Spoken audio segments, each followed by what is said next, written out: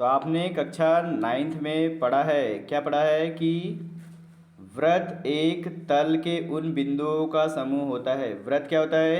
एक तल के उन बिंदुओं का समूह होता है जो एक नियत बिंदु यानी केंद्र से अचर दूरी त्रिज्या पर होते हैं।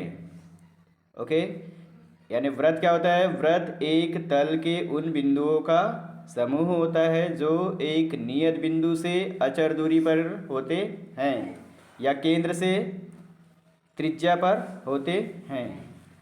आपने वृत्त से संबंधित अवधारणाएं जैसे जीवा जीवा के बारे में पढ़े, वृत्त खंड पढ़े, त्रिज्या खंड पढ़े एवं चाप आदि के बारे में भी पढ़ा है।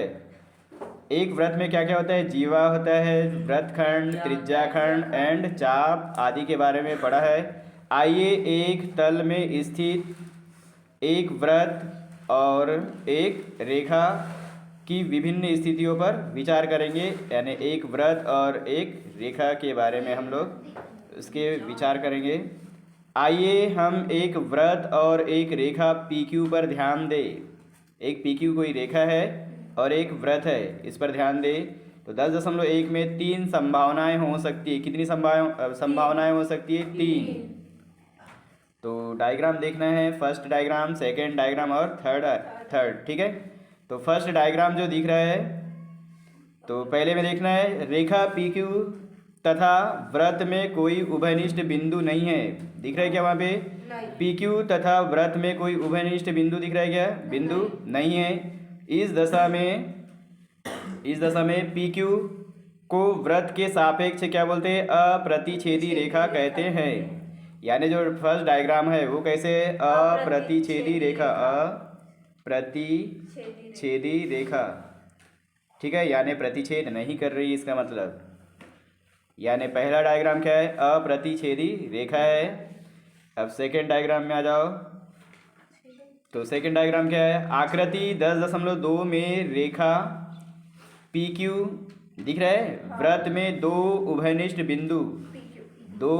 बिंदु, ठीक है, एक ले लिए A और एक ले लिए B। तो डायग्राम में दिखा है एक रेखा A और एक रेखा B पर क्या है?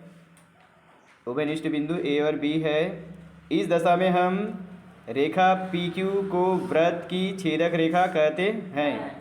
अब इसको क्या बोलोगे? छेदक रेखा है। ठीक है, क्या है ये? छेदक रेखा है। यानी जो दूसरा डायग्राम क्या है? एक छेदक रेखा है। क्या है? एक छेदक रेखा कहेंगे। तो पहला में क्या था? प्रतिच्छेदी रेखा, यानी अप्रतिच्छेदी रेखा। दूसरा कैसे है? छेदक रेखा। अब तीसरे इसमें आ जाओ।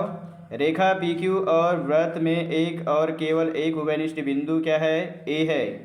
इस दशा में वृत्त की स्पर्श रेखा कहलाती है। यानी अब ये जो तीसरे डायग्राम है ये कैसे है? स्पर्श रेखा है। क्या है ये? स्पर्श रेखा। ठीक है, अब फर्स्ट डायग्राम क्या पढ़े? अप्रतिच्छेदी रेखा, यानी वृत्त से अलग है। दूसरा क्या पढ़े? छेदक रेखा, या इसको प्रतिच्छेदी रेखा भी बोल सकते हो। ठीक है, और तीसरा क्या है? स्पर्श रेखा। ये 3 रेखाएं हैं वृत्त में। इसके बाद में आपने कुएं के ऊपर स्थिर की हुई एक घिरनी को देखा होगा। देखे हो? घिरनी, पानी निकालते हैं इससे, डायग्राम में दिखा हुआ है, जिसका उपयोग कुएं से पानी निकालने के लिए किया जाता है। उपयोग कहाँ करते हैं? घिरनी का उपयोग पानी निकालने के लिए किया जाता है। यहाँ घिरनी के दोनों ओर की रस्सी को यदि किरण की तरह समझे, ठीक है, जो रस्सी है उसको किरण मान ले, तो घिरनी द्वारा निरूपित वृत्त पर स्पर्श रेखा की तरह होगी। ये क्या है? स्पर्श रेखा की तरह होगी। ऊपर दी गई स्थितियों के अतिरिक्त क्या वृत्त के सापेक्ष रेखा की कोई अन्य स्थिति हो सकती है? तो आप देख सकते हैं कि इन स्थितियों के अतिरिक्त रेखा की वृत्त के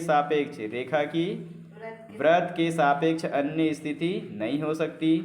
इस अध्याय में हम वृत्त की स्पर्श रेखा के अस्तित्व के बारे में पढ़ेंगे। किसके बारे में पढ़ेंगे?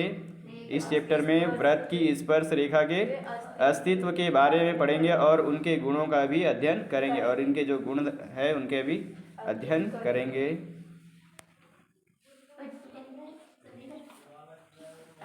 तो अब क्या है, व्रत की स्पर्श रेखाएं, व्रत की स्पर्श रेखाएं, तो व्रत में जो स्पर्श रेखा है उसको पढ़ना है, ठीक है।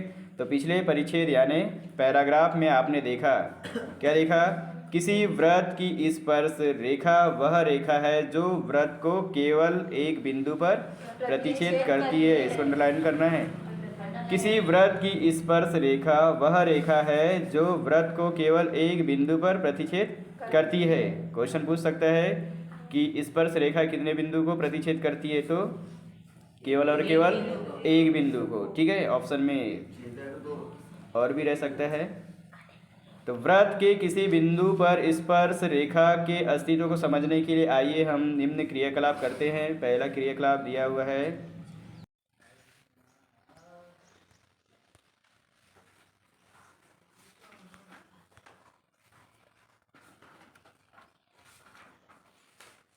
व्रत के एक बिंदु पर केवल और केवल एक स्पर्श रेखा होती है। तो व्रत के एक बिंदु पर एक और केवल एक रेखा होती है।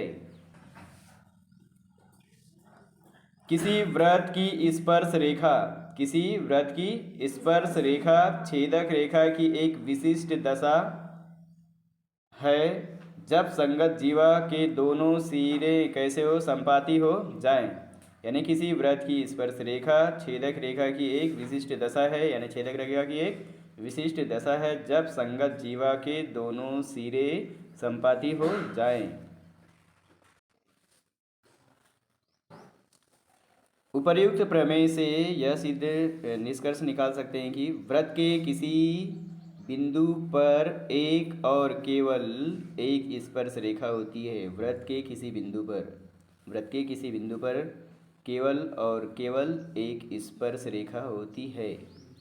स्पर्श बिंदु से त्रिज्या को समाहित करने वाली रेखा को व्रत के उस बिंदु पर अभिलंब कहते हैं, अभिलंब कहते हैं।